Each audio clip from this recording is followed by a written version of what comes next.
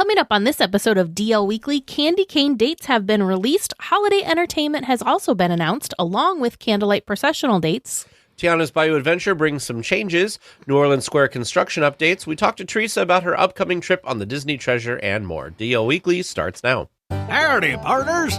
For your safety, remain seated with your hands, arms, feet, and legs inside the podcast. And be sure to watch your ears. If any of you folks are wearing hats or glasses, best remove them, because Tag and Teresa have the wildest ride in the wilderness. Well, hello and welcome to this episode of DL Weekly for the week of November 13th, 2024. I'm Teresa Urban. And I'm Tag Bushman. We would like to thank everyone who supports the show. This week, we'd like to give a special shout out to Gail T. for becoming a weekly tier, and Lori D., Priscilla V., and Megan O.E. for continuing their support. If you would like to help support the show and get ad-free versions of each episode, access to our supporter-only chat, things like our ornament exchange that we are underway with right now, and a bunch of other perks, head on over to dlweekly.net/support and become an official weekly tier.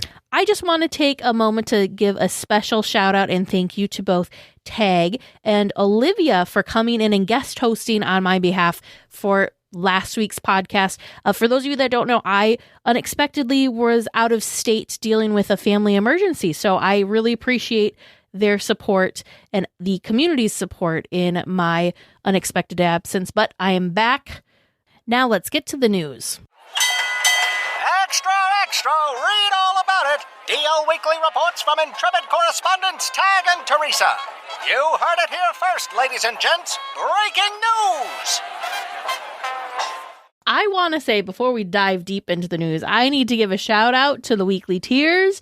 A couple weeks ago, we were talking about topiaries, and we had a questionable. We needed some boots on the ground, some help, and some eyes in the parks to confirm a topiary in DCA, and you all delivered. We got photo evidence from some of you. We've got verbal confirmation. So shout out and thank you to all weekly tiers that helped finish the topiary search. I think we still have potentially one in Disneyland, but I'm going to call it a win that we were able to find them all. So shout out to you all. Wendy A. was the last person that helped and solidified it with a photo of the topiary from this past August. So shout out and thank you to Wendy especially.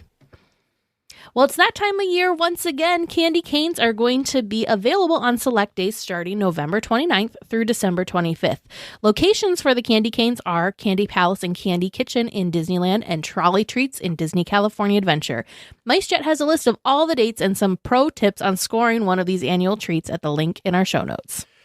I know Teresa's going to talk about the candy cane shuffle probably as part of this. So we probably need like a t-shirt or something with the candy cane shuffle. We need candy cane shuffle merch for sure. These handmade confections that they do every time, they've added 2 more dates this year than they had last year. Last year, the candy cane dates started in December. This one's starting at the tail end of November. So they obviously realize how popular they are, and they're adding a bunch of extra time for that. So if you never have had one and you want to get one, you got 2 extra days this year to do it. If you have had one before and you just want another one, or if it's a tradition or something for you, boom, there is a mobile wait list that you'll join. And Teresa could talk a little bit about that. Yeah, so the times that we have been in the parks during the holidays, we have been incredibly fortunate and have been able to secure a candy cane each visit. The first visit, we actually secured candy canes twice, which I was like shocked. So everybody thinks of going, if this is one of the things you want to do, pro tips for you from our own experience. Everyone thinks about the candy canes for some reason and Disneyland. So if for some reason the nostalgia's pulling you in and you feel like you need to get the candy cane from Disneyland Park, definitely go early. I would say Disneyland was the tougher park to secure a candy cane in. And this is where our loving term of the candy cane shuffle comes into play. That was our first experience with the candy canes was at Disneyland Park. I think we got there right when security security opened, waited in line until security opened, got through security, and then I want to say we were the first or second in our turnstile. And actually, you and I split up because we were trying to figure out what was going to happen. Yeah. So we were trying to like really be beating the odds as much as we could possibly do it. And you can't run. You cannot run. So it's a long way. You don't realize how far the turnstile to the candy cane palace is because it's more than half of Main Street up towards the castle. So that's where the loving term candy cane shuffle came into play, because as soon as we got through that turnstile, like mall speed walker. It is. It's like a mall speed walker, and we were just laughing with all the people around us because we all felt ridiculous because we were walking with this crazy speed. Again, not running, walking with spirit is with what intent. we were doing. Yeah. So that's where the candy cane shuffle was born. But if getting the candy cane specifically in Disneyland isn't something that is important to you and you're okay with getting one in DCA, I highly recommend going over and doing so in DCA. That was way It's easier. been way easier because the It's also first closer. day, it is closer. You don't have to shuffle as far, and not as many people are lining up to start their day in DCA like they do for the Disneyland park, just for the regular park guests. So you have an easier chance of getting to the front, if not closer to the front. And the second day, we weren't even. So this was. I want to say the first time we got candy canes was 2021. Could be. So it was all this, all this getting early prep work stuff before even getting to the park, and then shuffling our way down, and the line was still crazy. And it was one of those, the next day just happened to be a DCA day for us. We're like, oh, candy canes are here too.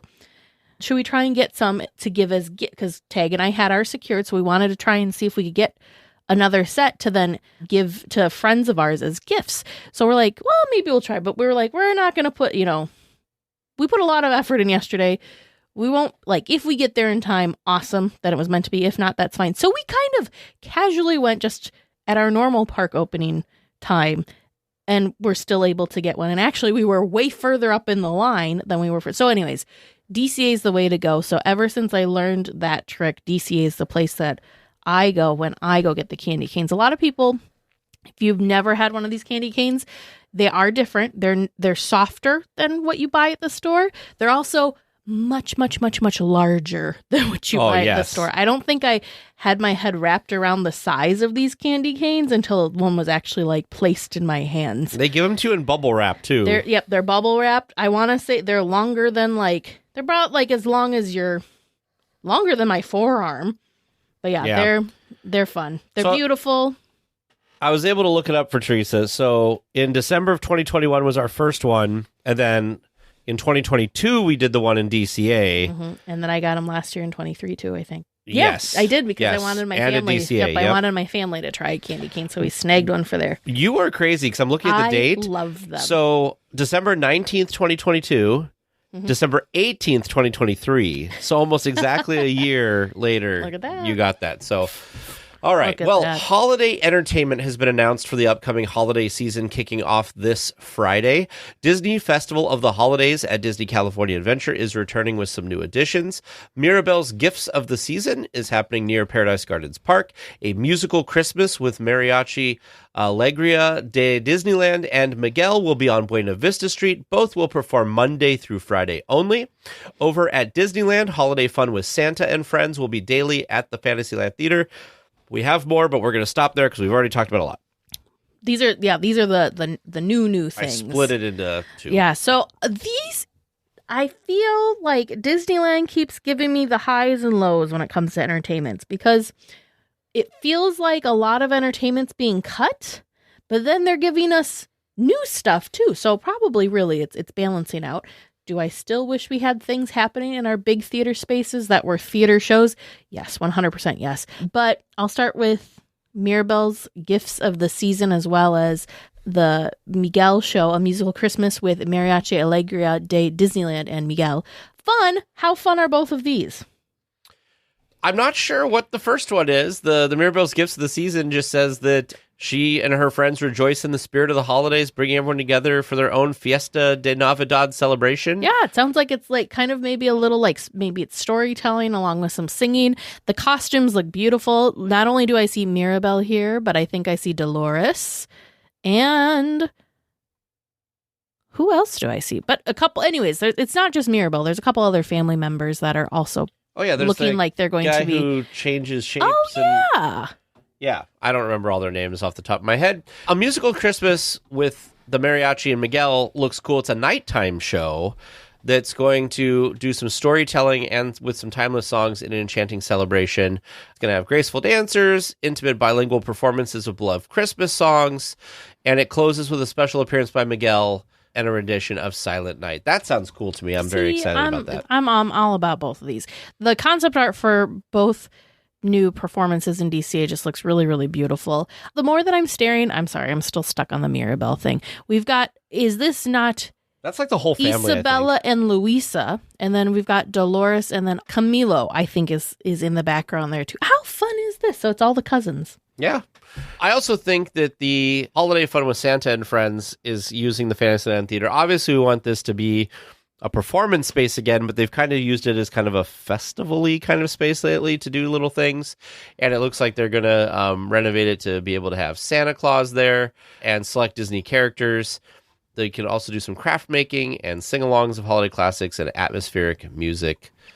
They should bring a Christmas show to this theater, I'm telling you. Yeah, I do like, we were talking about this in our Discord chat. Someone made a really great point that, it was always kind of it felt a little off that the big man in red, Santa, was kind of in kind of a tight area back in Critter Country over by Winnie the Pooh and...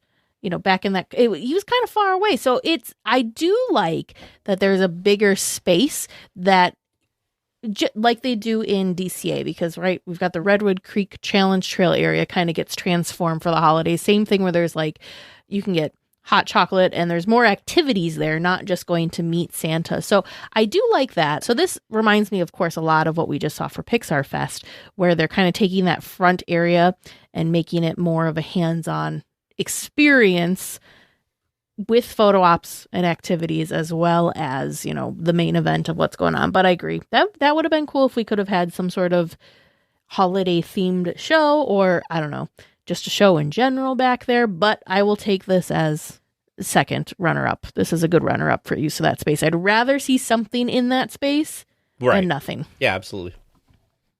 Well, returning to the holiday celebration are the Holiday Toy Drummers, appearing daily in DCA, Disney Viva Navidad Street Party on Saturdays and Sundays, Disney Holiday Dance Party over in Disneyland at the Tomorrowland Terrace nightly, as well as Teg's favorite, a Christmas Fantasy Parade daily, and Believe in Holiday Magic, the fireworks show, and the Wintertime Enchantment at Sleeping Beauty's Winter Castle, plus World of Color Season of Light is also nightly. So tons of holiday celebrations going on throughout the days and evenings, but holiday lighting moments like Buena Vista Street's tree lighting and It's a Small World holiday lighting will also happen nightly. So there's a ton of stuff, as we said. By the way, I was watching David, our friend David over at Fresh Baked, construction video for this week, and do you know the excitement that he had? Magic Happens Parade floats are outside the parade building thing that you saw Paint the Night Parade floats at. So he's guessing, I know this isn't exactly related to this, but it reminded me of it. It's entertainment. He thinks they've moved Paint the Night to the warehouse where Magic Happens was stored. So it's like there. That it's Disneyland then. And he's thinking that also means that it's going to be early in the year that it might show up. Makes after the holidays, which makes me excited because I'm there at the end of February. I'm hoping it'll be there by then. I kind of wish the Christmas Fantasy Parade, I wish they would plus it up a little bit. I was talking about this with somebody else, that I wish that, like the Main Street Electrical Parade got the really nice, finale, end unit. Yeah. Why can't the Christmas Fantasy Parade every few years get a new part? Retire one and put a new one in. Or just update, swap out and update. I also see here for the just regular new and returning musical acts around the parks, I see they had is this the Bollywood dancers that we saw that were really fun? They're so fun. Yeah, so there's all different types of genres, including mariachi, jazz, klezmer, Latin pop, fusion, reggae, polka, and more that are coming back. They're always really fun to catch around. We love the Holiday Toy Drummers a lot, so they'll be heading along there. And, of course, Viva Navidad Street Party is going to be there, which is always fun as well. It is a little sad that the street party has been moved to weekends only, but I feel like the new entertainment offerings with Mirabelle and Miguel kind of is probably why they shift that to the street party being just on the weekend. So again, it balances out. It's one of those things where it's they're cutting entertainment, but then they're bringing other stuff too. So I like that we're getting more entertainment, and I like that we're getting new entertainment as well. It's very Also, exciting. live music and nightly snow at the Downtown Disney Live Stage and Lawn. We'll have seasonal live music every night with featured acts covering genres such as rock, jazz, and classic caroling. And snow will fall near the stage and lawn during special moments nightly from the 29th of November through January 6th. And don't forget the hotels around the Disneyland Resort. There's going to be all sorts of ornate and themed holiday decor. There's going to be carolers on select days, Tuesday, Friday, and Saturday evenings starting November 22nd. If you go to the Great Hall lobby at Disney's Grand California Hotel and Spa, there's going to be live holiday jazz music and select performances and locations through the holiday season through the end of the year. So Nice. So there's even all sorts of celebrating going on there too. There's not a lack of things to do with the resort during the holidays. No. Speaking of something to do during the holidays, dates have been released for the Candlelight Processional at Disneyland. This year, the 600-member choir with a celebrity telling of the story of Christmas will take place on December 7th and 8th at 5:30 p.m. and 7:45 p.m. each evening. So Candlelight is one of the few Disneyland events that we have not been able to experience firsthand ourselves. If you want more detail on, experiencing the Candlelight Processional for yourself, check out episode 266 back in our DL Weekly Vault, where we chat with Patrice, who I believe that was her second year doing the Candlelight Processional. She had some great tips and kind of explained what her experience was securing her spot and, what she thought of the processional itself. But yeah, so it looks amazing. The other super cool thing that kind of ties into this, and I know you're going to be excited about this, Tag, is construction and such for the train station should be wrapping up. There have been some photos because there were high winds with the scrims coming up, and they're like doing all sorts of painting and detailing work. It's going to look beautiful for this year's processional. Can't wait. Should be great. I just want the light bulbs all to work. I'm sure the light bulbs I certainly will all hope be so. working. Well, the holidays would not be complete without a themed popcorn bucket or two, or maybe even three. It seems like there's a lot this year. Well, this year, a Mickey and Minnie gingerbread house bucket, a Mickey elf bucket, and a Santa Sully bucket are all coming to the resort. Each one is limited to 2 per person per purchase.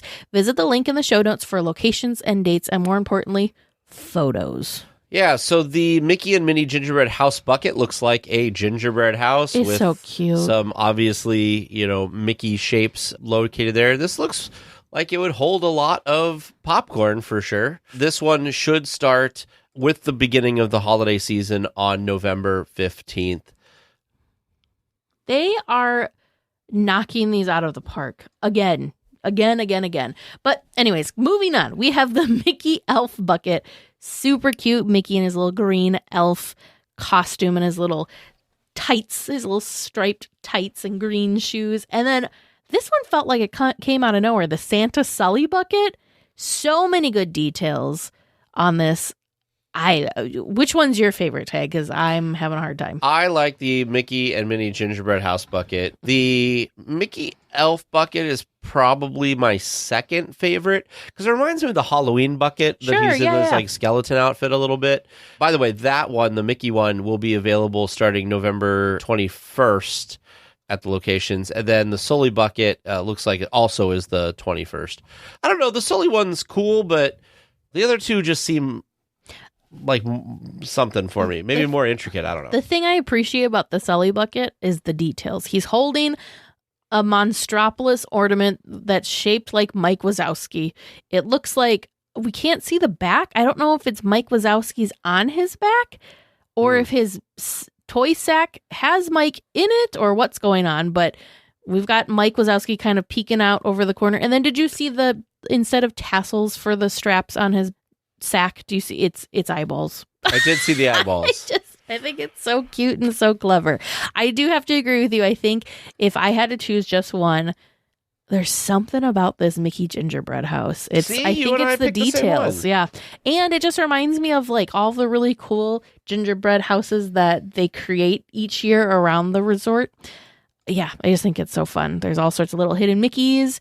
And I can see Mickey. I can see Minnie. It looks like we might even have Chippendale might even be making an appearance on this bucket. That's only 2 sides of the bucket, so there might even be more friends that we can't see. But well done to this department yet again. An important follow-up for a story that we covered last week about the virtual queue and lightning lane situation at Tiana's Bayou Adventure that's opening up this week. We talked about how there was virtual queues available at 7 a.m. and noon. They are also adding or have added a 4 p.m. window that you can get into that. So if you are inside of DCA or Disneyland, you can do the 4 p.m. one or the 12 p.m. one. The 7 a.m. one, you don't have to be in one of the parks, obviously.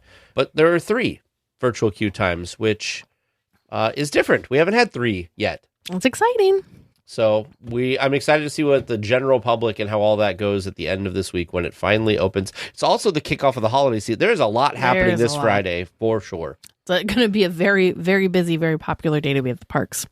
Well, with the opening of Tiana's Bayou Adventure, new menu items are coming to Tiana's Palace. Starting November 15th, again this Friday, the Catfish Po' Boy, Jambalaya, and classic beignets are coming to the menu.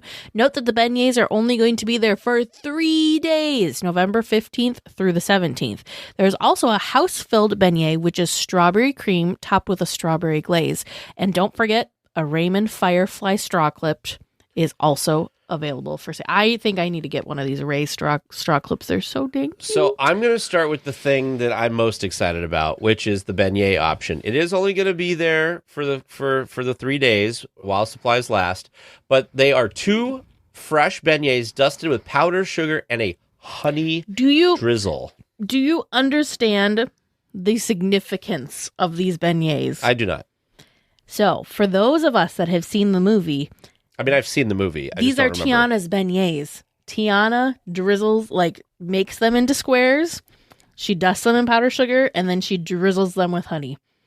I'm so excited about these beignets. Why is this because not they're the normal so beignet then? Maybe time will tell, and maybe they will become the permanent beignet. But these feel like I feel like it had to have been intentional. But this is exactly how Tiana makes her beignets in the movie, and that's why I am so excited about these. I'm also very excited that the house-filled beignet is the strawberry cream filled with strawberry glaze, because I'll actually try this one because I am not a fan of lemon, and they have a lemon icebox pie filling in the normal ones. You can also get that. I think these got swapped out.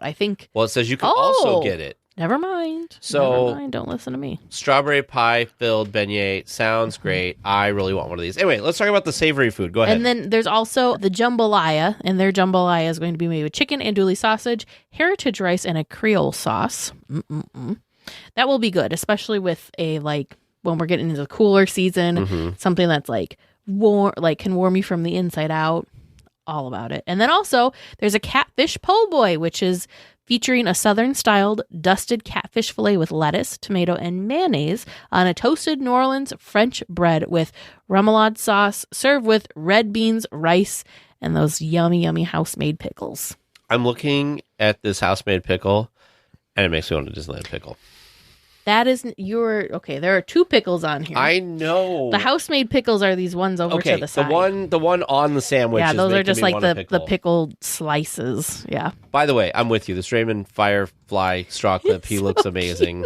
We'll talk about the other straw clip over in our foodie guide or our foodie section, our snack chat, because there's another straw clip that I know you're going to be crazy. I don't think I've seen it yet. Okay. Well, then it'll be great for the show. For you. A new pre-show is coming to World of Color Season of Light to promote the new Moana 2 movie that's coming out soon.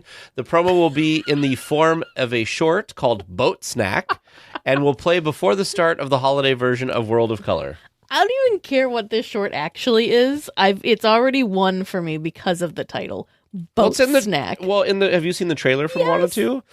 Where Maui's boat snack, because it was Hey, right? Or was it Pua? Well, both. He's got what is it? Bacon and eggs. Bacon and eggs, yeah. A boat snack. So you know that Hey's going to be involved. There's also that line in the trailer where Pua looks really upset to be there. It's well, you wanted to be along this time or whatever. Oh, it's gonna be good. I can't wait to hear reviews of what people think of this new short. Yeah. Well, the construction at the Haunted Mansion Extended Queue Shop and New Orleans Square Station is getting closer to completion. The area near the New Orleans Square Station looks to be ready for guests very soon. The shop at the attraction exit has also made a lot of progress and could be opening in the near future. Like, this is kind of crazy how quickly they have got this shop looking like it's ready to go. Mm-hmm. The extended queue seems to be the one part of this that's still a ways away from being complete and ready for guests. Mice Chat expressed that the walls in New Orleans Square to come down sometime this week. So they had some pictures from the Mark Twain looking into the construction area, and all of the paving looks done. There's only like a few, remnants of construction materials that it looks like they're trying to move. And this looks great. I'm very excited because I am mostly curious just to see how this area looks now, because we knew what it looked like before. Just last week, the bandstand that was right next to Tiana's Palace was under construction. They were working on it. And this week it's like done. The light's working. It all looks painted and great and ready to go. So I'm very excited. I think the last thing that'll open is probably the extended queue of the Haunted Mansion, because the Madame Leota store at the end, like you said, just blink, boom, like blink finished. And it's done. Yeah. Like, it's wild. We don't know what the inside looks like, but the outside looks great. That's what I feel like with this too. I mean, I understand that I was not here last week, but this feels like it was a dirt pile for ages and ages and ages, and now all of a sudden we have all new fencing, all sorts of brickwork, all sorts of theming on the outside wall that shares with the extended queue space there, with the little fountains and little sconces and all the little when did this happen? Like, I feel like, well, if you've been watching David's Fresh Baked, this part here has been that way, mostly done like this for the last 2 or 3 weeks. Really? Yeah. Yep. Apparently, I just happened to give up on Haunted Mansion Cube progress and New Orleans Square area progress a little bit too soon, because, man, last I checked was dirt and construction equipment, a little bit of brick. Yeah. It looks Same like thing the even crypt with the for the crypt. elevator is the thing that seems to be taking a while. I don't know, because look, it looks like they're getting pretty show ready finished on that too. So it's just, a lot of the queue, you got to think about this. The extended queue, that's a lot of zigging and zagging. So that's a lot more elements that they have to, put into place and whatnot. But anyways, it feels like it was dirt and then poof, it wasn't dirt. Same thing with this shop. This shop is kind of like freaking me out how fast they were able to get this put together. The question for you is, look at what the outside upper section of the shop looks like, and then look at the concept art. Yeah. They've swapped some elements here. Yeah. What do you think about swapping the elements? You know what, though? I don't know if they're permanently swapped or not, if that makes sense. Well, so the lights are going to be permanent. They're plants here. Oh, I don't mind the plant. I don't mind that. Actually, that makes more sense to me than the plants. No, I feel like they could box. put a smaller planter box there if they wanted to. Mm-hmm. But I'm okay with it. And it's hard to judge the full thing because, again, it's still behind construction walls. But this new structure has a roof, it has siding, it has windows, it has light fixtures already. Even the sign is hanging there. It's not unveiled yet, but it's there. Like, were you? What happened? Was this they must have had this was a crazy efficient construction crew, I tell you what. Were you the one I was talking about when we were looking at video for Tiana's Bayou Adventure, that there was that area that was tarped off to the side and we were trying to figure out what that was? That's the backside of this shop, because David from Fresh Baked rode Tiana's, and the backside of this shop is where those tarps were. That makes sense. And that side's done too. So I'm really excited about all this. I can't wait to see stuff come down. I can't wait to see what all of this turns out to actually be. Mm-hmm. Another location is joining in on the Fantasmic dining packages. Cafe Orleans will have lunch and dinner packages starting January 10th. The package includes a 3-course dining experience, a choice of gumbo or sweet potato and lentil hummus, a steak frites entree with ribeye and petite watercress salad served with a bearnaise sauce, or you get to pick a current entree. I was wondering, I was like, well, their only entree is a meat dish. What if you're vegetarian? You can pick a current entree at Cafe Orleans. And for dessert, a chocolate decadence tart dessert, which is dark chocolate coffee custard with chocolate cookie crust topped with a mousse, rock, and Mickey decoration. Sign me up. That's all I gotta say. Sign me up. I am curious, though, where the seating area is going to be for Cafe Orleans. We have not figured that out, but it is fun that we have another location being added to the dining package lineup for Fantasmic. Yeah, I love it. This sounds delicious to me. Honestly, we were talking about this way back when Fantasmic dining packages were coming back, and both Tag and I were kind of feeling like it wasn't making sense for Blue Bayou dining packages anymore because I wasn't as much of a fan of the menu, and they had increased the prices, so it's kind of a double. Yeah.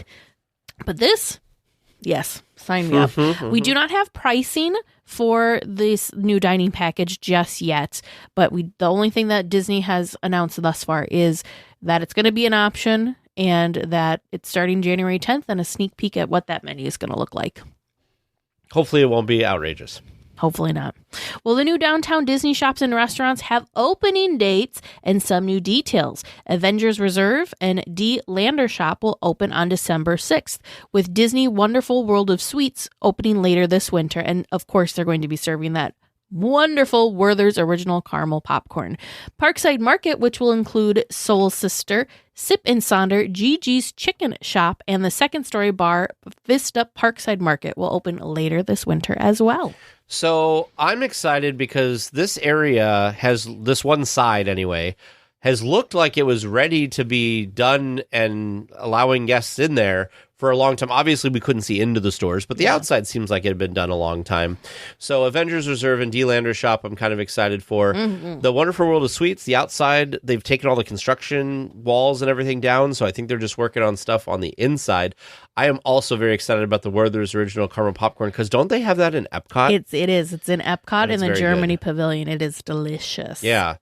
And then, of course, Parkside Market, we were also very excited for, and that's also coming along quite a bit. They've got stained glass windows up there that have shown up recently, some signage that's been covered up. So this whole section will be good, and then we're just waiting for Earl of Sandwich to show up at the end there, and we'll all be happy. And it'll all be that long, that project that feels like it's been going on for ages and ages and ages will also be wrapped up. I feel like we were at a weird time because we had a lot of big projects all kind of going on at the same time. So now we've got Tiana's officially opening this week. Of course, it's been open for Magic Key previews.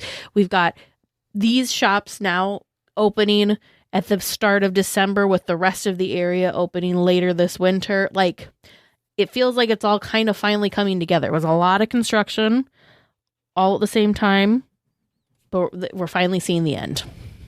Well, speaking of stuff that we're waiting to see the end of in Downtown Disney, some new details have been released about Porto's Bakery and Cafe, as well as the new barbecue restaurant coming to Downtown Disney. The new Porto's location will be the first with sit-down table service and a full bar. The new barbecue location will be called Pearl's Roadside Barbecue and be attached to Arthur & Sons Steak and Bourbon, a steakhouse. Both of these locations, the barbecue joint and the steakhouse, will replace the former Tortilla Joe's, and of course, Porto's Bakery and Cafe will replace what used to be the La Brea Bakery. La Brea Bakery, which is now Earl of Sandwich. Temporary Earl of Sandwich. So this is wild to me. This is the first time that we've seen concept art for what Porto's is going to look like. And it's also the first time we've heard names and concept art of the barbecue and steakhouse that's coming. Porto's looks massive in this concept art, to the point that I'm thinking of the space and trying to visualize how this is going to be fit. Obviously it's going to, but it's very, very large. So I don't think there's going to be that large outdoor seating space. I think that's all going away. But yeah, this is a very large location. Oh my goodness. Yeah. So I'm looking at, in the link in our show notes, there is a concept art showing the outside of this location, which goes from World of Disney past where I assume, past where where it used to be. There is still, in the concept art, there is still some outdoor seating. There's like a tree and stuff. So what I'm thinking is that's going to be way over in this area. Like it must be extending way further out towards the turnstiles of DCA. Like, that's really the only way you can move, because in between where La Brea / Earl is currently and World of Disney, there's a gate there. So I don't think they can build in front of that gate. Yeah. It is.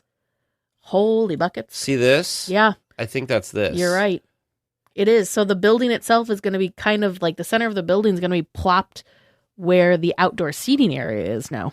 Yeah. So if you look at the concept art, there's a swirl on the ground. And if you look at Google Street View, the swirl on the ground is like straight out from the current Earl of Sandwich outdoor seating area. Mm-hmm. So this is going to go all the way over to probably where the ticket booths are. Yeah, so they're going to be taking out a couple of ticket booths there too. More than likely, yeah. Wow. This is just way larger than I was expecting. Look here and then look here. That's going to be massive. Whew. You know what you're not going to see anymore, though? You're not going to see the backside of Soaring Over California because that building is going to cover it all. It looks really nice. It's got that modern look that they kind of started with like the jazz kitchen. Mm-hmm. So it's got that kind of look. But, I feel it's okay for Portos just because the thing that was hard about Jazz Kitchen's shift was that it was so highly themed and immersive, and there were so many details to then strip it back to the kind of sleek modern look. Whereas with Portos, at least that's where we're starting. We're starting with the sleek modern look, so it doesn't feel as icky. Does that make sense? Yeah. I also really like the concepts for Arthur and Sons and then Pearl's Roadside Barbecue because I like the overhangs that they both have. They kind of both have like an old feel, especially Pearl's Barbecue. For some reason, it makes me think of like old timey gas stations. Yeah, it looks like, what is it, Oswald's that's on Buena Vista Street? My concern here when I'm looking at these two concepts, and it's hard to tell from the concept art, the Arthur and Sons Steakhouse does not look very large. But, but Pearl's looks massive. Yeah, and we don't know, because maybe Arthur's has a lot of building behind Pearl's, and Pearl's is maybe just the front. I don't know. We'll see when it comes together, but I think it's going to be cool. I'm excited to try both of these places out. Of course, we have not seen menus. We don't know pricing yet, so I'm hoping that they're going to be in the more mid-affordable range. I don't think the steakhouse will be, but I'm hoping the barbecue place will be another decently affordable option for folks eating downtown Disney. Gives me reason to believe why we never got Steakhouse 55 back, because if a steakhouse was coming, you're not going to have two steakhouses in downtown Disney. So also as part of the story, not really related to the food or anything, the Lego store is obviously undergoing their refurbishment. So they're doing some stuff on the inside, which will be really cool. Master builders will begin work on new sculptures for the exterior as well. Yeah. Ooh, those have needed for a while. I know, but like, how long it feels like they've been there forever. Since the beginning. Same thing with the ones at Wrong Park, but the ones down at Disney Springs, like I feel like it's been those same sculptures for quite a while. So that's exciting to see new Disney sculptures come into life at the Lego store. However, if they get rid of that, Murphy, I just might, I don't know. Dragon love. Please show the dragon some love. There's something that's just so crazy about when you're on the monorail and you come around that bend and you just see this big Lego dragon on top of that store. It's so cool. It is cool. I was hoping to look back and see if like there was some like really. I'm pretty sure that that stuff has been on there for a very long time. I want to say even back towards the beginning of it being there. It'll be cool to see some new stuff out there. Why not? It'll probably be some more updated stuff because right now it's Maleficent and you got Buzz and Woody and stuff. And so maybe there'll be some newer people. And the genies inside. Yeah. I don't know. I'm curious. I'm curious to see what creations they come up with. Yeah. Yoo-hoo! Hello, everybody! It's me, Heimlich. My stomach is so empty. Hey, help me to go find something to eat. Come on, everybody. Here we go. Well, this week for Snack Chat, we are covering a couple posts that we saw online. One of them is some stuff that is there to celebrate Moana 2 coming out, and the other is to celebrate a Star Wars holiday called Life Day. We're going to start with Moana 2. This is why Teresa wanted me to click on this. That is what I was talking about. How did you not see? You just have to be dying. I'm dying for you. It looks cool. The straw clip. So the straw clip is a Hey straw clip. It's going to be at various locations around Disneyland Park. And it's so cute. It's basically Hey on a straw clip. I definitely want one of these. He's very vibrant, though. He is very vibrant. What There's are some of the also, other things? I'm excited for these coconut macadamia pancakes. Ooh. It's a short stack of pancakes with coconut cream, toasted macadamia nuts, and tropical fruit, which will be available at the Riverbell Terrace. There's a hamburger, steak, and eggs with spiced ham, fried rice, eggs, and mushroom gravy. That's also going to be at the Riverbell Terrace. Over at Bengal Barbecue, you can try a grilled shrimp skewer with sausage and pineapple, topped with coconut vinaigrette. Yum. I want this. I wonder how long it's going to be there. Probably not when I'm there.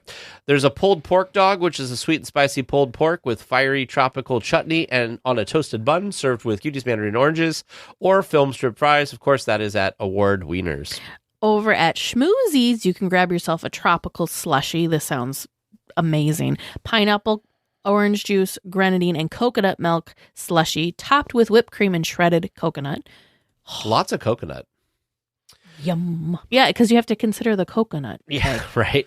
Over at the Studio Catering Truck and the Hollywood Lounge, there's the Boat Snack Burrito, which is a Kahlua-style pork with spiced ham and egg fried rice, spicy cabbage slaw, and charred pineapple served with Hawaiian mac salad.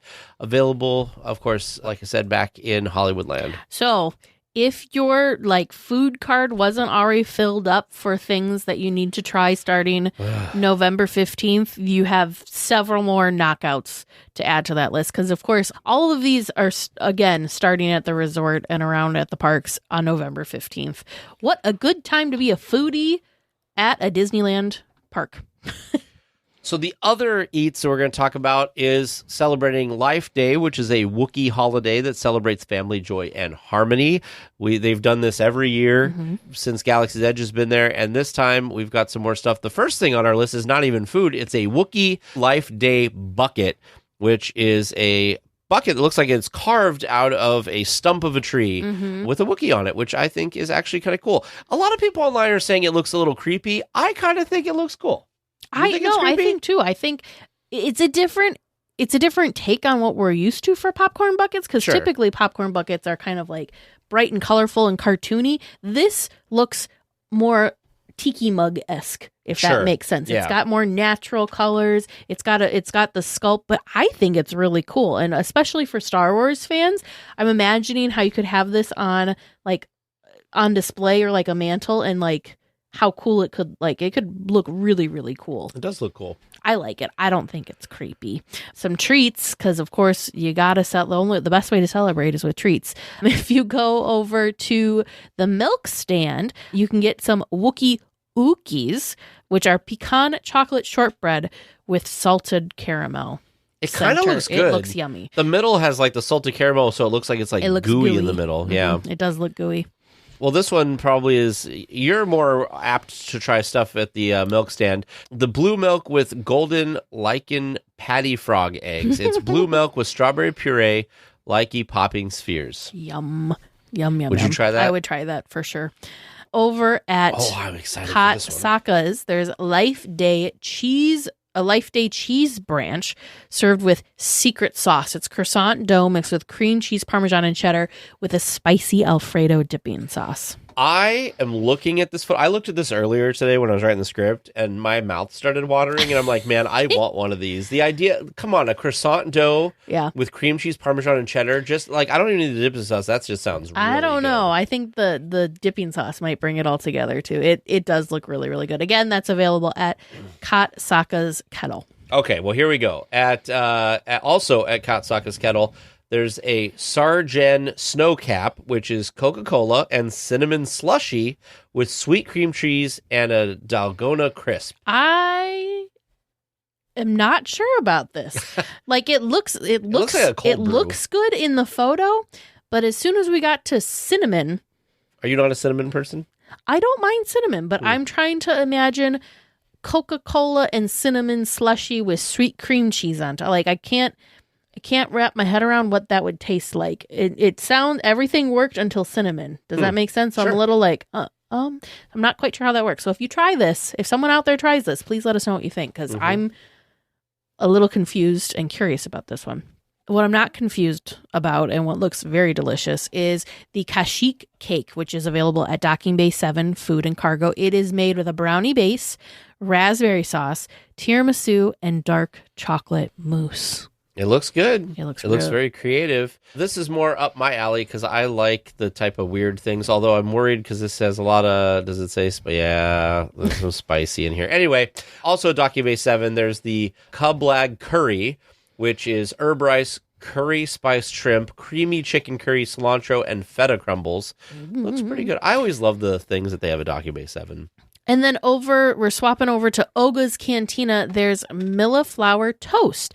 It's a cinnamon swirl toast, whipped ricotta cream, cheesecake frosting, strawberries, lychee pearls, chocolate crumble, and matcha powder. This also looks really interesting to me. I would try this. In the photo, that is a lot of those lychee pearls. Like, they're all over the place. And I'm really intrigued with the whipped ricotta cream and cheesecake frosting. Like, that just sounds like it would be really good. It looks like, to me, I'm getting, I don't know, I'm it's almost like a fancy French toast looking to me. At first, I thought it was maybe a desserty thing, but I'm kind of thinking this is like a zhushed up French toast. And finally, we have the Keshian spiced cream, which is made with Irish cream, white rum, spiced rum, ginger, and cinnamon syrups, topped with a chocolate spiced whipped cream. See, now this sounds really yummy to me, too. I would definitely try this as well. If you're up for all the alcohol. So many delicious things to celebrate Life Day and Galaxy's Edge. So we had quite a bit to cover. You missed out on 2 foodie guides last week. You know, I was looking at those while I was gone, and this is going to sound really weird. I was like sad and also glad that we aren't going to be there for the holidays because, man, I don't think we would have been able to make it through our food list because there was so many awesome, delicious sounding things. So many cold brews that I'm definitely sad that I'm not going to be able to try all of, but holy foodie guides, Batman, because that was a lot. Plus, now we've got more mini foodie guides that we covered this week. Did you look at Olivia's notes? Because in one of these here, she wrote down there was 10 cold brews, 7 hot chocolates, 6 churros, 3 sauces, and 3 cotton candies. 10 cold brews. 10. I thought you'd be impressed by that.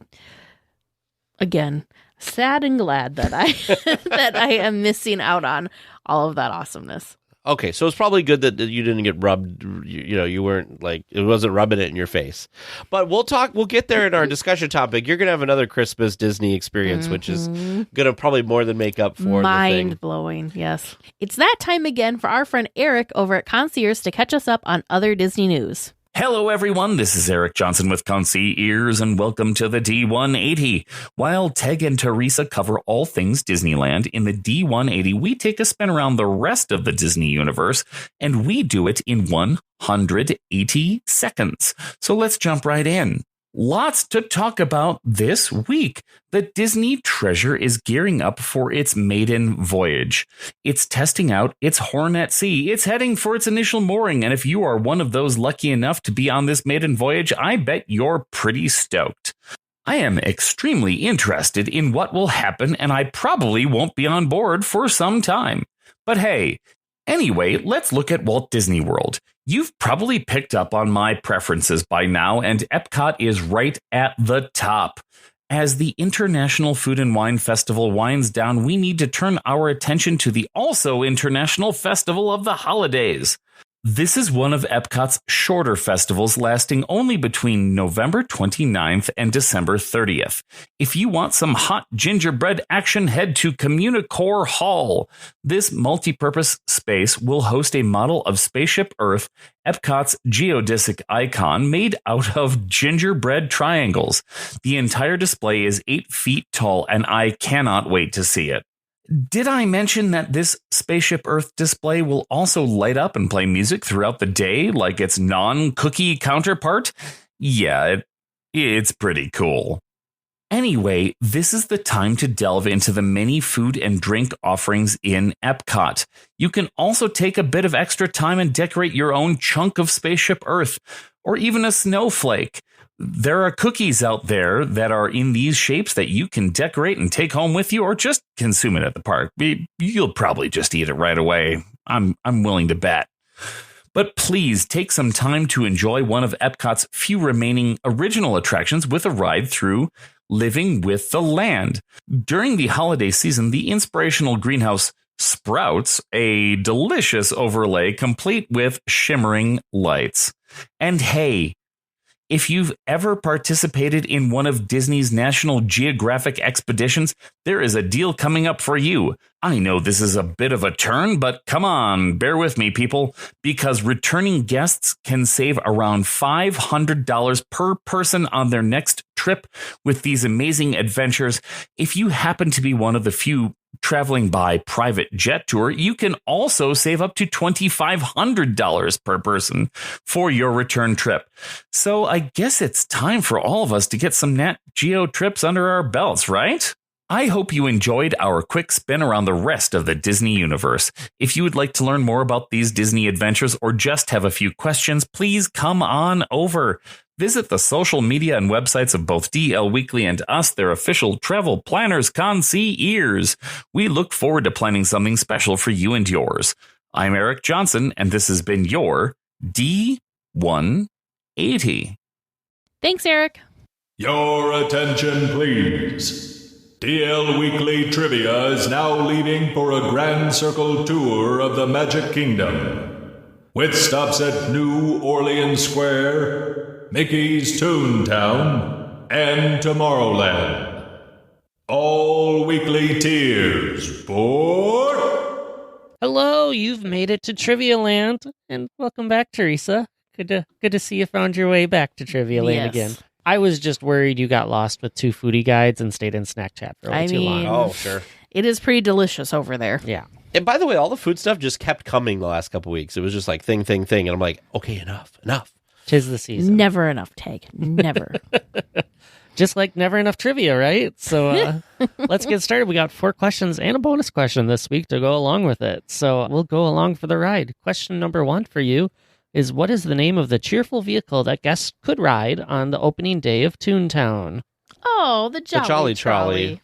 The Jolly Trolley. Okay, got Yeah, I that wish written that, down for both that of would have you. stuck around longer. I think it's fun that it's still parked backstage as a photo op. We just saw it with the recent half marathon that people were able to take a photo with the Jolly Trolley. Yeah. If that barn wouldn't be stroller parking, they might even have it in there. Who knows? All right, second question from listener Andy M. A voice very familiar in this podcast. We all know that X Atencio wrote the wonderful Grim Grinning Ghosts, but do you know what famous source material X pulled that alliterative title from? Ooh. Like, is this like a movie or another song or Not those. a movie? No. Probably like a a TV poem. show? A poem? It is something that is written. I don't know. Stumped. I'm also stumped. Stump. So good. We're learning something new tonight. We're learning something new. I was laughing because Teresa writes down our answers when we're doing trivia, and I thought that she wrote Jolly Trolley under her name, and like we knew that we both picked that, and I thought you were writing Stumped under my name. I'm like, For the Jolly Trolley. I'm like, so you write all the wrong answers on my side? Okay. Well, this is just for... I'm not the official trivia answer keeper. Sure. The trivia... I was just laughing because folks are. It's like, what are you doing? You can't attribute me to not knowing. Little joy of the behind the curtain, right? Our third question from listener Nicole T is, what is the speed limit in the Pixar and Mickey and Friends parking structures? 14 miles per hour. Really? Yep. I would have said it was lower than that. Nope, it's 14 because it's one of those weird things because I'm like, well, why isn't it 15? It's like a whole psychological thing, which I'm sure if that's the answer, James can tell us about. I'll go with 14 since you seem so confident. Oh, yeah, I used to park over there all the time. Hitching your vehicle to that tow parking Yes. spot or whatever it is. All right, our fourth question for you. Listener Donna S. wants to know, on the attraction Guardians of the Galaxy Mission Breakout, how many different songs are there? Ooh. I don't know, but I'm just going to guess 8. Yeah, 7. It was the first number that came to mind. 7 and 8. Excellent. Your bonus question. Name them. Oh boy. I don't ride this nearly enough. We need Vern. Well, too bad Vern isn't on the trivia with us. No. It wouldn't be fair. Vern would know this one probably. Maybe. We need Vern. I honestly, I cannot. I think when we... I think I'm laughing too hard that I'm like, I know, like I get excited about the song when we like first move back and right before the initial launch. And then I just don't even hear it anymore because I'm just laughing. And like, you know, what's weird? Like I'm thinking about this and I can think of opening chords, but I can't think of like what the actual songs are. Does that make sense? Sure. All I know is I am usually too intense on trying to figure out if I'm going to die. I mean, it's a totally safe attraction. I just always feel like I'm going to die on it. So It I don't terrifies know. you good, so... I'm sad that I don't know this. I know that in the Cosmic Rewind, there's September because everybody always wants to get Yep. September on that one. Mhm. And everybody's excited to get it in September. So anyway, Yeah. James, you've done a very good job stumping us this week. I did, Yeah. didn't I? But there's some you feel confident in. One. Yeah, 1. Maybe 2 if you're Tag. 'Cause he seemed pretty confident on that speed Oh, that's limit true. one. The speed but limit one too. yeah, well, we'll see how you did. 1 or 2 out of 5, still pretty good. We'll see. Maybe you surprise yourself and get more, but we won't know that until after our discussion topic this week. Well, Weekly Tears, we have something kind of special. So Teresa has a really fun opportunity that's coming up soon that she's done a very good job keeping it in wraps for a while, but we're going to share it with you finally, and it's very, very exciting. Teresa, what is going on?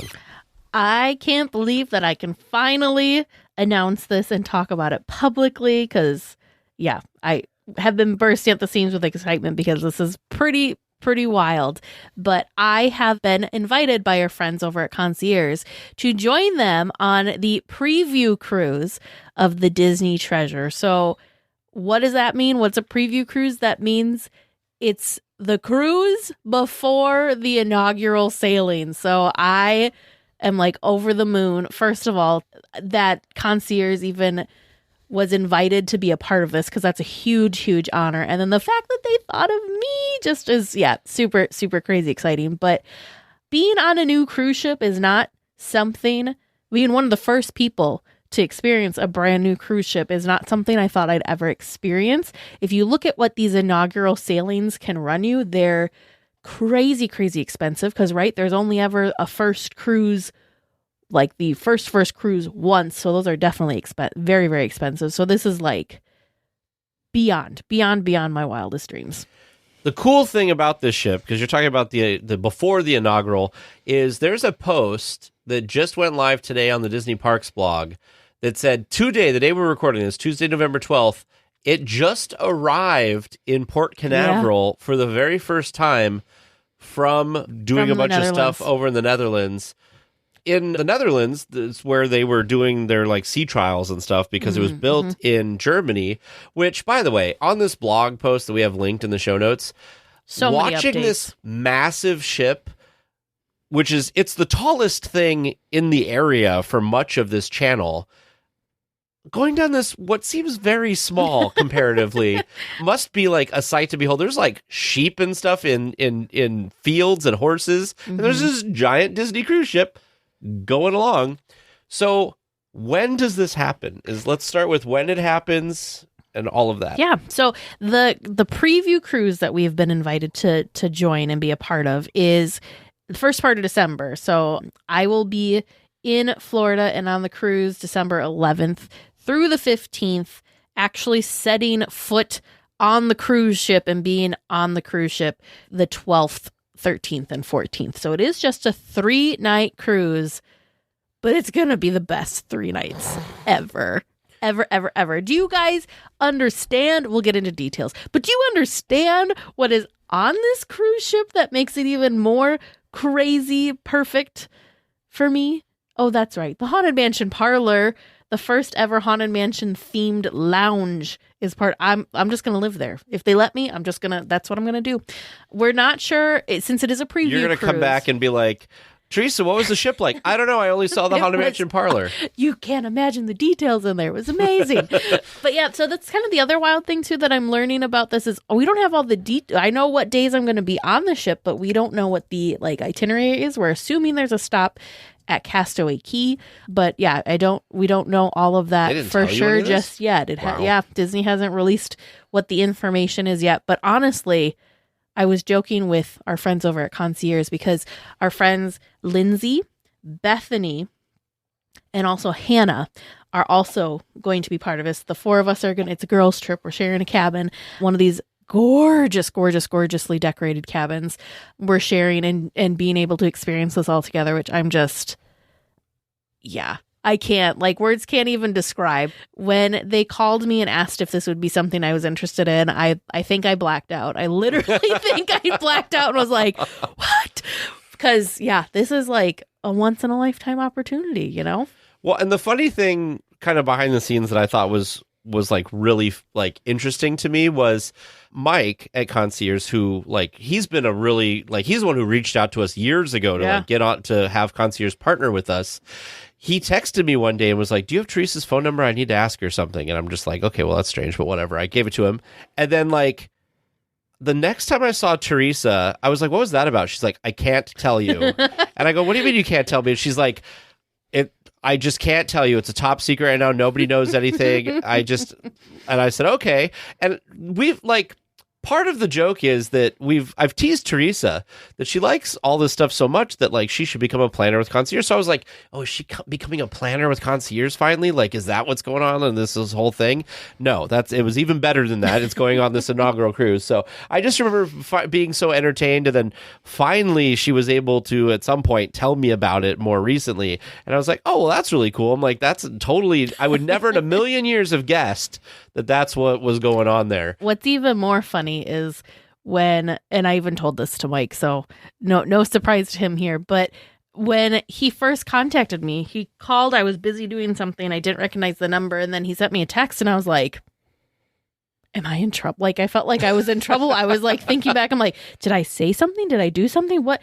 Oh my gosh, why is Mike reaching out just to me? So I thought I thought I did something foolish, but no, that was not the case. But yeah, it was so funny because when I got off the phone with Mike, I immediately had to text him. I'm like, I'm sorry, what were the dates again? Because I genuinely I know you just told me, but I was just, you did black my out. Brain was just going nuts and crazy that I know you were talking, but I was not retaining the information. I am so sorry. So my plane is booked. We are ready to go. The other thing that actually you don't know about, Teg, that I will officially announce to everyone and you too, is the Concierge ladies and I, the night before, decided that we're going to go experience the Candlelight Processional at Epcot. Oh, that'll be cool. Because it just happens to line up with the dates, so that'll be pretty amazing. Yeah. We're staying at one of the hotel properties. I don't know which yet. I'm just I am just so happy to be along for the ride that I'm just footloose and fancy free and just don't care. I'm just happy to be here, which is, as Tag knows, not usually how I am when it comes to trip stuff. I like planning. I like knowing what the plan, what the things are. So the fact that I'm just just take me on a cruise. That's how excited I am. I think you're just in shock still. Probably. I don't know if this is going to sink in for a while. Anyway, back to the ship for a moment. So I'm looking at this blog post that we have linked in the show notes, and I did not realize how quickly this ship has come together. So on the log here, January 19th, 2023, so under 2 years ago, was when they cut the first piece of steel for the treasure. And here we are. We got it pushed out just for the today, sea trials and everything. It made its first appearance in Port Canaveral, Florida. But it floated out in August. Yeah. So that's really quick. I don't know why I feel like that seems very fast. Because they're massive. That's why Yeah. it seems like it's quick. Because these things are like floating cities. They're huge. So, what does the treasure have that other Disney ships do not have? What are kind of the new things? So we already talked about the first ever Haunted Mansion bar that is coming. There is also going to be a bar themed to the Jungle Cruise. Ooh. I know. So I was jokingly telling Vern, I'm like, this is like... This cruise ship was made for us. We've got the Jungle Cruise, his favorite attraction, and the Haunted Mansion, my favorite attraction, fully well represented on this ship. There is also going to be a Nautilus themed bar. Ooh. So like 20,000 Leagues Under the Sea. Very, very cool. Some of the dining options that are there. There's a Coco themed restaurant / show. Ooh. That is going to be on this ship too. And there's another Marvel themed restaurant, however, different storyline than the Marvel themed restaurant that is on the Disney Wish. Wow. I don't remember what. Oh, and then the other restaurants kind of is the same as what's on the Wish. It's the Walton Roy's restaurant. Do you know what the statue is in the atrium? The statue in the atrium is Aladdin and Jasmine flying on their magic carpet. The atrium photos look so gorgeous, so gorgeous. Let me see if I can find a photo. I was going to say, I don't think I've seen any of this. Here's the Jungle Cruise. Ooh. Oh, Skipper Society, a themed lounge that's going to be near the Grand Hall. I'm excited about this, not just because it's Jungle Cruise, but they've been releasing all sorts of fun little details on the Disney Parks blog, and there's all sorts of hidden details and throwbacks specifically to Disneyland, supposedly at the Skipper Society Lounge. Here is the Grand Atrium. It's like this beautiful, like cool. midnighty blues and like teals, and Aladdin and Jasmine are like flying on their magic carpet next to the grand staircase. See, what's going to be interesting about this is the first ship you went on was one of the first original ships, which is small. This is wild. The only Disney cruise ship that I have been on at this point is the Magic, which was the first ever Disney cruise ship, which has a small atrium. Yes, so this will seem massive. And now the second Disney cruise ship that I will ever step foot on is the brand newest cruise ship. And then you were telling me earlier that you have another Disney cruise booked, so you'll be in the middle. Yep, and then so we have a Disney cruise, a family Disney cruise that was already planned, has been paid for months at this point, happening in January. So I am like so beyond fortunate that I'm getting to go on 2 Disney cruises in 2 months. I feel like I'm living in some weird alternate version of reality, because who gets to do that? But yeah, we'll be on the Fantasy in January, so by the time I step off of the Fantasy, I will have experienced each different class or size of Disney cruise ship that they currently have.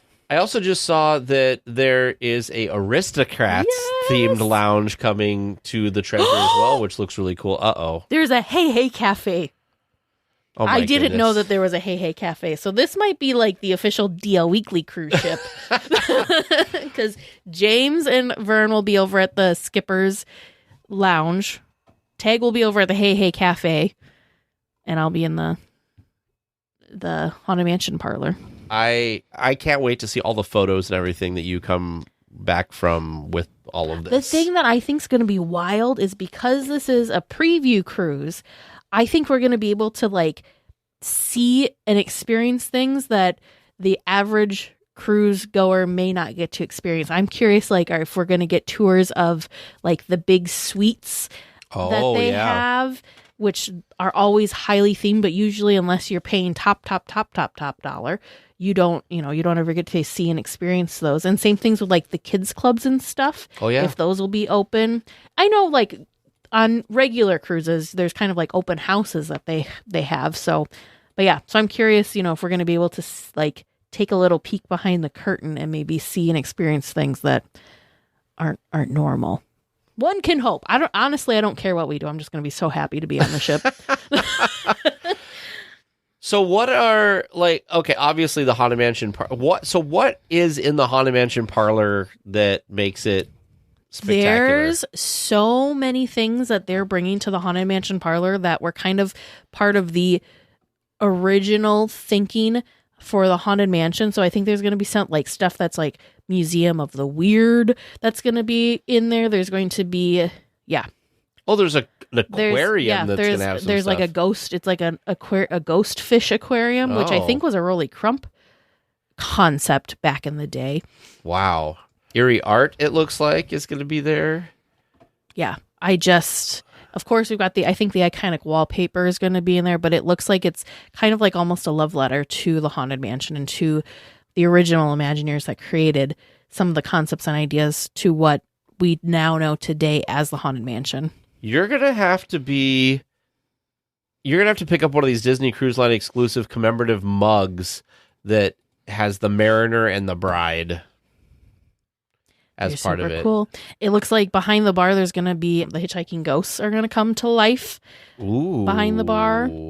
There's a special Haunted Mansion parlor music box. There's a special clock that is reminiscent of the clock in the Haunted Mansion that, of course, goes to 13.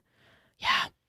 I hope you guys will get to experience the shows, too, because it looks like the Treasure has a Moana show. Yeah, which they were could be talking really about cool. that during the parks panel, the parks and experiences panel. They were talking about how there's going to be like a huge, like these giant, huge puppets that are going to be part of this show. It looks like it. Yeah, right there. Towering puppets take stage. Wow. But yeah, there was a lot of announcements that we got to see during the D23 weekend for what's going on there. But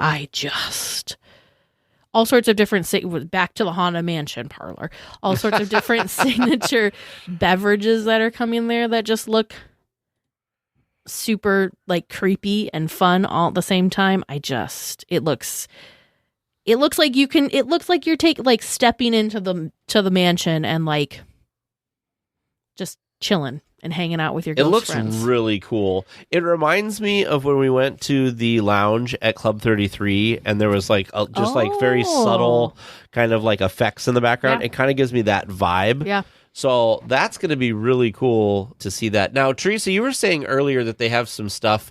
There's actually a whole post on the Disney Parks blog about treasure secrets Disney Parks fans will love. So one of the things they said here is that the flora and fauna that sprout around the Jungle Cruise in Disneyland are going to have plants throughout the Skipper Society on the Treasure will be the same foliage species. Yeah. So it'll be the same kind of plants that you get in Disneyland, which is super cool. Also, backside of water will be represented as a travel sticker on some luggage. It's just crazy. Including each suitcase. So there's going to be vintage style luggage stacked behind the bar, which is each suitcase will be plastered with all sorts of different travel stickers that represent locations depicted inside the Jungle Cruise attractions. Of course, like you said, including the backside of water. Super cool. So the Nautilus place is the Periscope Pub is what's going to be themed to Nautilus because they're going to have artifacts, drawings, and books used by Captain Nemo and his brave crew during the explorations on that. So inside of that, they'll include submarine pressure gauge decorating the back bar of the venue. They'll honor the geographical coordinates of the shipyard where the treasure was built, which is really cool. All these like fun little things, right? This is really, really cool. While you're at the Skipper Society, you can hear music playing in the venue, but there's also going to be Jungle Cruise like skipper spiels happening. Geez. But the cool thing is it's from around the world, so you'll hear skipper voices from like all over the place in various languages. That's too. cool. That's really neat. So you're gonna love this. I Too bad know. you are not in the Tomorrowland Tower suite because Figment is posing in various hiding places in the Tomorrowland Tower suite. I feel like you would spend half the cruise just walking around this suite trying to find hidden Figments. This is one of the places that I kind of hope that, and you know, this might be just a pipe dream of mine, but like I'm secretly hoping that this is open for tours because this would be one of the places that is crazy expensive suite if you ever want to stay and experience it, but maybe, just maybe, they'll let us kind of take a peek inside and see what it's all about. It looks gorgeous though from the concept art. And yeah, cherry on top. Hello, Figment. Telling ya, the ship, it's got all my favorite things. one of the things about the Disney Cruise Lines that's amazing is the horns. And it looks like they're going to add Grim Grinning Ghosts. See? Remember Me. And a whole new world. Yeah. That is awesome. You're going to be out there listening to bum, bum, bum, bum, bum, bum, Grim Grinning Ghosts. Yeah. The more we're talking about this, the more I'm really realizing how short of a time frame 3 days actually is. You're going to be very tired and probably sleep deprived. I'm just I feel like you're gonna not be going to sleep. I'm just going to stay up all 3 days. In the Haunted Mansion bar. To see all of the things, all the details, all the fun. We didn't talk about the back of the ship. Sure. What's so the back? butt of the ship has, I believe it's Captain Hook and Peter Pan. Kind of chasing Captain Hook each other. Looks like he got paint dumped on him. Yeah. I noticed. And it looks like he's photos. like coming out of the ship too. Oh yeah, because he's like, they do that with some of the things where he's coming out to attack Peter Pan, who's flying behind the ship, of course. So yeah. But yeah, he's like peeking out of a porthole. Yeah. Captain Hook is. But yeah, Pan I love dumped the paint characters on him. the back of. They're so fun. We got to meet Minnie in her new themed clothes. Captain Minnie, right? Yep, Captain Minnie in her new themed wear for the ship. We'll attach a link, or we'll attach that photo for you all to see. But we got to meet her at D23. That was pre me knowing all the fun and excitement that would be happening. And we like accidentally met her because it was kind of a toss up as to who we were going to meet, and that was who everyone wanted to meet was Minnie in her new outfit. And that just happened to be who it was that we saw. Talking about food, I see that you've got the menu pulled up. They have already given a sneak peek of some of the food items that are going to be on this ship, coming specifically to the Coco themed restaurant. And I'm just glad that cruises allow you to order multiple things, because this all looks delicious. So at Plaza de Coco, for your starters, there's Abuelita and Elena Shrimp Diabla with chipotle, with a chili chipotle sauce, cilantro, pickled red onion, and toasted burrotes. Looks like they also have a chorizo street croquette with chili lime crema, cojita cheese, and cilantro. And a blistered poblano pepper stuffed with oaxaca, cheese, and green rice. I'm trying those chorizo street croquettes and the blistered poblano pepper. I'm already like making my mental note of a menu of what I want to try. For the mains, there's a red capsicum and green parsley grilled snapper with fried yucca, refried beans, baby spinach, and pico de gallo. They have a pan-seared adobo spiced sea bass with seared scallops, rainbow carrots, spinach romanesco, peas, and a chimichurri sauce. There's Luisa's pollo asado with micho. I'm sorry. There's a citrus chicken, cilantro rice, and a serrano tomatillo salsa. And there's Enrique's port wine braised center cuff beef short rib with cheddar cheese and green onion red mash and long green beans with crisp shallots. That sounds delightful. I'm having a hard time with if the citrus chicken or the beef short rib, because holy buckets. You know you're going to go with Yum. the beef. You love beef much. I do. Steak is my jam. For desserts, just sign me up for one of each. There's a Mexican chocolate tart with spiced chocolate creme, caramel, pecan nuts, and chocolate glaze. And a warm coconut tres leches with milk-soaked coconut cake, caramel sauce, and a dulce de leche ice cream. And also a margarita lime cheesecake with a sea salt shortbread and raspberry agave margarita. So, come on. Yeah. Yum, yum, yum. There's just a lot of good stuff here. There's some cute things. There's some area that's themed to Zootopia that has like cute little things like these really adorable little paw print things that look amazing. That's Jumbo's Sweets. So yeah, Zootopia theming. But yeah, those are like the popsicles, but they look like cookie sandwiches. Oh. And then there's some cake pops that look like carrots. All sorts of different barks. Yeah. Like chocolate barks that you can get. Oh, right here. It says what it is. Yeah. Delicious. As well as this is I think going to be really cutely themed. There's a Scat Cat Lounge, of course, themed to the Aristocats. But it's the world's first Aristocats inspired venue. I was going to say, I feel like that's great for like a lounge kind of experience. And it's, let's see, you can experience swinging live music, decor nods to the Walt Disney Animation Studios film, as well as themed craft cocktail menus. That's But cool. I mean, come on, Scat Cat Lounge, how like I'm kind of the bottom of the surprised. cup is this cat. Yeah, I'm That's kind of surprised that this hasn't been done before because it seems to make so much sense. cool. Right.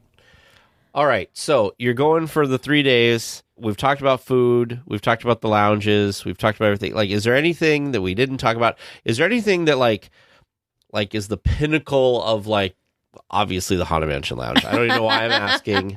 I don't even know why I'm The Haunted Mansion asking. Lounge is probably like the first thing that like hit me after I realized like that I'd be able to go and experience this so soon. And I was like, all of a sudden I'm like, wait, that's like, it took me a little bit because it's one of those, I knew that the Haunted Mansion parlor was coming, but I wasn't paying super close attention to which ship because there's multiple ships that they're kind of building right now. So it's kind of hard to keep track which ship is getting what. So I knew that it was going to be, I felt it was going to be down the road for me to experience one of these brand new ships. Because again, like I was saying before, newer ships are just, they're more expensive because it's Right. the new exciting thing that everybody's wanting to go and experience, of course.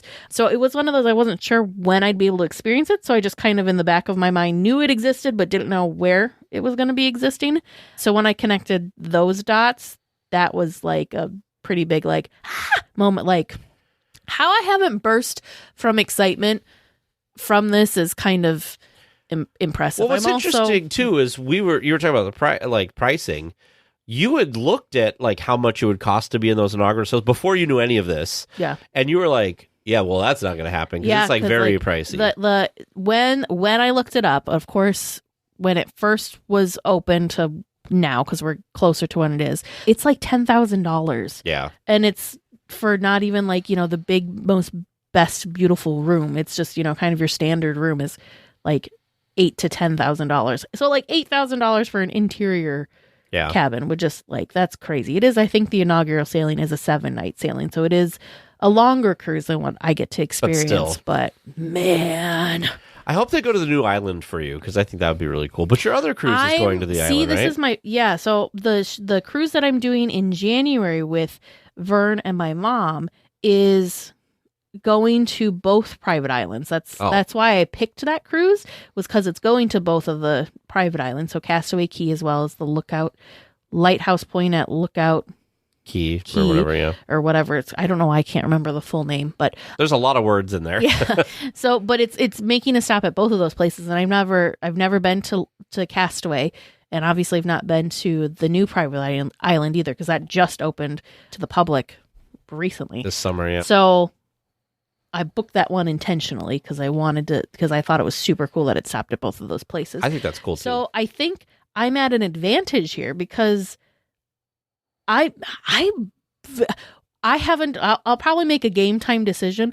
I warned the girls. I'm like, I might not get off the ship if we stop somewhere because it would give you an opportunity to see more things. So much more time to see and experience more stuff on the ship, and I again am super spoiled and will be going back to, because we're assuming it's probably one of the islands, one of the private islands, and I'm super spoiled and will be going back there in a month. Sure. Maybe it'd be different if I didn't have a cruise planned that allowed me to stop and see and experience these places, because like Castaway has been on my like Disney universe bucket list for quite a while because it just looks so amazing. Yeah. And I really want to go snorkeling, even though I'm a little, this is maybe I shouldn't tell everybody this, but I'm like kind of terrified of snorkeling with the statues because they look a little creepy. I know they're just statues, Sure, but they look a little creepy because they're coming out of like cloudy water and like poof, there they are.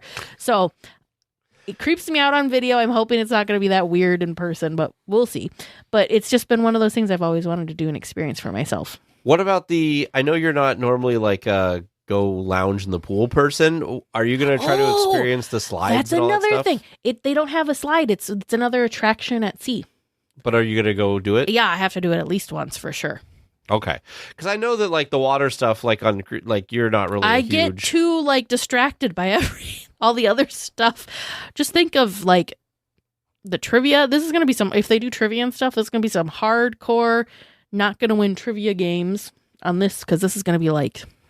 Maybe it depends. Crazy Like fans. this is like, because you said this. Like, who's going to be on this? Do you even know? I don't know. Well, I mean, like what types? It's like a preview cruise, so it's probably a lot of travel agents. Obviously, Concierge is a travel agency. Probably, maybe some influencers might be there. Who knows? Yeah. So I'm curious to see. Like, I feel like if there's what the mix of influencers, people- maybe they would know, but I don't know if all the travel agents would know all the like history questions and stuff like that. Because some people are crazy, but some people are also just travel agents and they happen to be invited to things. I don't know. We'll have to see. I'm excited to see what you report back. Now, are you planning on, what's your plan for sharing this experience with people? So I've got several plans. Tag was laughing at me because I've been putting off getting a new phone for a little while. I literally just last night ordered my new phone. Oh, you did order it now. I will have the brand new iPhone will be coming along with me so that I can get the best photos and videos that I possibly can get. I know I'm going to be distracted, so I'm going to do my best to try and capture as much as I can capture to be able to share what I can share with folks. So depending on what I'm able to capture, for sure, we're going to have some Instagram posts dedicated to this, sharing photos of my experience. For sure, we'll also have an episode where we talk about it, because I know Tag's going to be wanting to ask all sorts of questions on how everything went. And if all goes well, maybe we might even have some sort of video that we might put together from my who knows what kind of videoing skills while I'm on the cruise. So who knows? We'll share as much as we can. If you're not too distracted by everything else going on. It might be a little bit of a squirrel type video where I'm just kind of zipping all over the place, but if you want to see it, I'll share it. So on the episode that drops on December 18th, that's probably where Teresa's going to recount her, unless we have like an interview that's like a second part or something. Yeah. That'll end up going out on the 18th. So if you're interested in hearing about Teresa's excitement and our friends at Concierge who are going to be with theirs excitement, the episode that drops on the 18th should have that. Again, if we're in the middle of like an interview with somebody, it's a two-parter. It may be the week after, but there you go. Sometime late December, early January at the latest, for sure. Well, I'm excited to hear, and then I'm really excited. This podcast is going to be really cruise heavy for a bit because you're also probably going to come and talk back and talk about your cruise that you're having in January. And what I think will be really interesting in that conversation is talking about the differences between the different classes of ships. Yeah, me too. I'm really curious to see what, because we had a little bit of that between you and me, because I went on the Dream class, you were on the Magic class, and so this is the Wish class, isn't it? So I'm also interested to find out from Teresa after this. There's been some people who really love Disney Cruise Line, but didn't really like the Wish very much, and I'm curious to have somebody that I know, and I know their opinions of things, and like see what they think of it. So I'm excited to hear back from you of what that's going to be like, because I think some people get picky and weird about certain things. Do you know what I mean? Sure. Like that, like maybe I don't really care about. So I'm curious to hear through a lens that I kind of already understand how you look at things. So that'll be really interesting. So that's what's going to happen with Teresa and the Concierge folks, and it's going to be really, really cool. And I can't wait to hear about it. And I'm very excited that you got chosen for this opportunity. I'm teaching and stuff. I couldn't even do it even if they offered it to me. So I'm excited for Teresa, and I'm excited for Teresa to have all these cruises coming up. Suddenly she's a cruise person. But very, very cruise heavy, yes. What a cool opportunity, and how cool, like it's like a little early Christmas gift for yourself. It's the thing that's just so amazing to me is, like you mentioned, we partnered with Concierge back when DLWeekly was just not even quite a year old. So we've been partnered with them for 6 years, and they're only 1 year, quote unquote, older than DLWeekly. So they've got their anniversary they've been around for 8 years. We've been around for 7 years at this point. So the fact that they have built up their business to get this amazing opportunity and recognition from Disney is just like wild to me. Isn't that like crazy? It is. You all know that it's been so. In full transparency, this opportunity there's no cost for me to do this. Like, I have the cost of getting myself to and from, but as far as the cruise itself, like, it's Disney is treating or gifting it, or however invited us on their thing. So like, that's incredible. This is probably the closest I'm ever going to get to the media list. And again, in full transparency, DLWeekly does not get any sort of anything from the Walt Disney Company. We wish. They don't. We everything that we do and experience, we're paying for. So this is the the first opportunity. I just want to make that clear because we've had some people kind of say like, oh, they're just all positive because they don't want to upset Disney so that they stop getting food. We don't get But also, anything from Disney. Do they listen to the podcast? Because there's been times where I've been pretty down on Disney.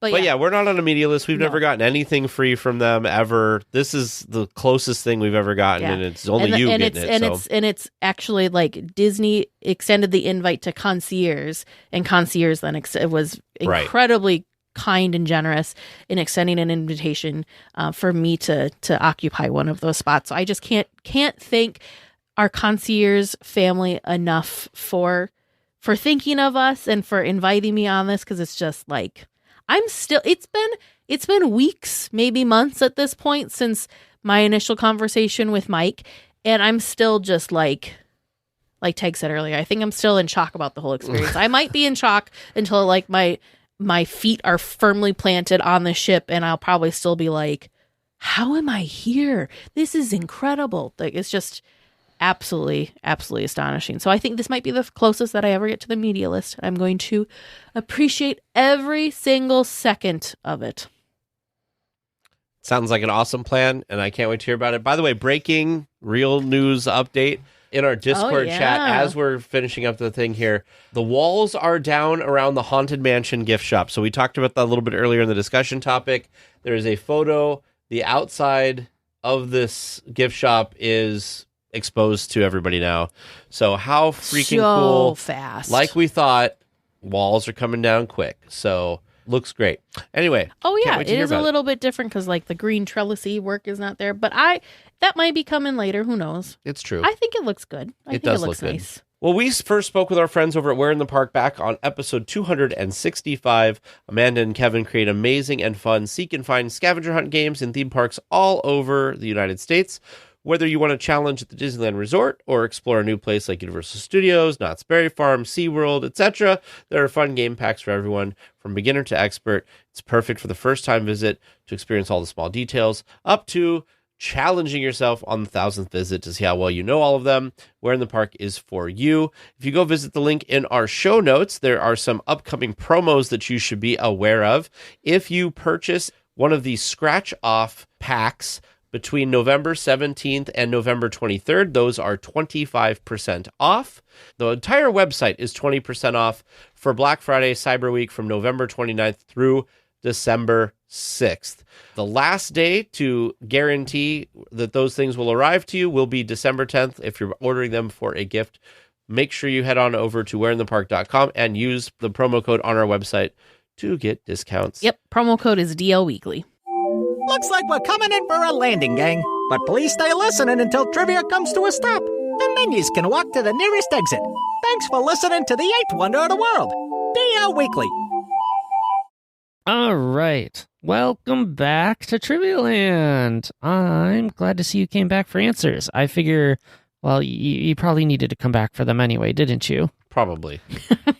Yes, for sure. Yeah, we got some learning to do, and let's just jump right into it. So, first question for you this week was, what is the name of the cheerful vehicle that guests could ride on the opening day of Toontown?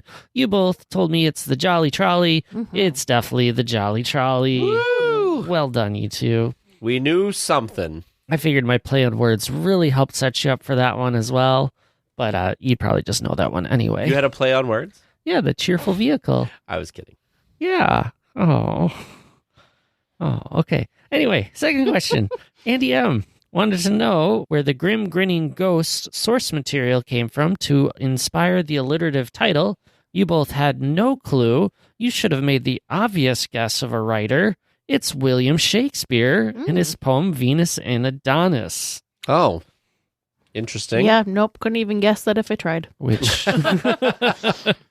the writing that he provided included Grim Grinning Ghost, Earth's Worm, what dost thou mean to stifle beauty and to steal his breath? Who when he lived, his breath and beauty set, gloss on the rose, smelled to the violet. Yeah. Yep. So there it is. All right, third question. What is the speed limit in the two parking structures at the resort? You both went with 14, which is the correct answer. Good Boom. job, Tag. Nicole T verified it with a tram driver. that was taking them back to their vehicle, and allegedly online, if the speed limit was 15 miles per hour, Anaheim police would be required to patrol the property. Oh, interesting. That's really interesting. So it might be one of those weird municipal ordinances. I read other stories of people saying 15 sounds like 50, and so they made it 14, but then people are like, well, 14 sounds like 40 sometimes, so that doesn't really make that one right. So it was interesting. So I went with the speed limit and the patrol thing, which I think is a fascinating answer if true. Anyway. Yay us. Yeah. You And got it's all that downhill from here, I think. one. Yeah. The last question for you was from Donna S. On the Guardians of the Galaxy Mission Breakout attraction, how many different songs are there? You both slightly overshot this one. There are only 6. 6 songs. And we didn't know any of them. You did not. I mean, you'll know them when you hear them. Yeah. Oh, of course. That's how it always works. And I'll be really curious to check in with producer Vern if he knows them offhand too, because I'm guessing he could get most of these. They are I Want You Back by the Jackson 5. Oh, yep. Hit Me With Your Best Shot by Pat Benatar. Give Up the Funk by Parliament.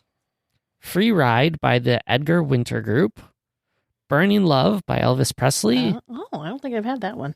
And Born to Be Wild from Steppenwolf. Okay, the one thing that was coming to mind was the dun, dun, dun, dun, dun, from Hit Me With Your Back Shot. Oh, But sure. then it was one of those, I'm like, am I making that up? Or is that, I feel a little justified that those 3 chords. The And thing I with was like, Guardians of the Galaxy is anything that seems kind of rocky from like the 80s or early 90s, like all could be options.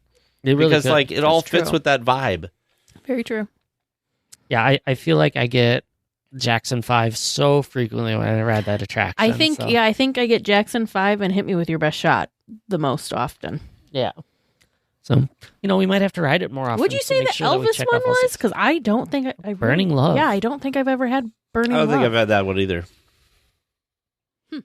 Yeah, so each of them have their own unique, sequence and video that goes with it, obviously. So you probably have to get them all to get the full experience going through it. Now, I have a follow-up question for you that you don't know probably right now, but it'd be cool if you'd research and bring back, is what are the Monsters After Dark songs? Ooh. Ooh, that There you is go. a good question. Because I think there's only one. Oh, well, It was a hard rock song. I remember that much. The one time that we experienced Monsters After Dark. It is definitely a much more intense oh yeah. ride. Yeah, one thing you might have to explore, or maybe be asked again soon. Who knows? Only time will tell. So thanks to all your listeners this week who sent in some trivia questions and the ones that we asked this week. We've got more lined up, but I'd love to get some more questions from all your insight and thoughts on the park. Send them in to producer Vern and I. Just head to our website, dlweekly.net/trivia. Well, we will be back next week with more Disneyland news and information. Until then, go out and enjoy the parks. And a special thank you to Sidel for editing the podcast. Please remain seated until the podcast comes to a complete stop and the doors have opened. Then collect your belongings, watch your head, and step carefully from the episode. On behalf of all of our crew, thanks for traveling with us, and we hope you have a happy and memorable visit here at DL Weekly. If you like the show, please take a moment to rate, review, and subscribe. It really does help the show to grow. Thank you for listening.